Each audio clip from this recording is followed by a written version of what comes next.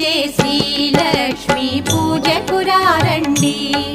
సిరి సంపదలొసగే ధనలక్ష్మికి సేవలు చేయండి.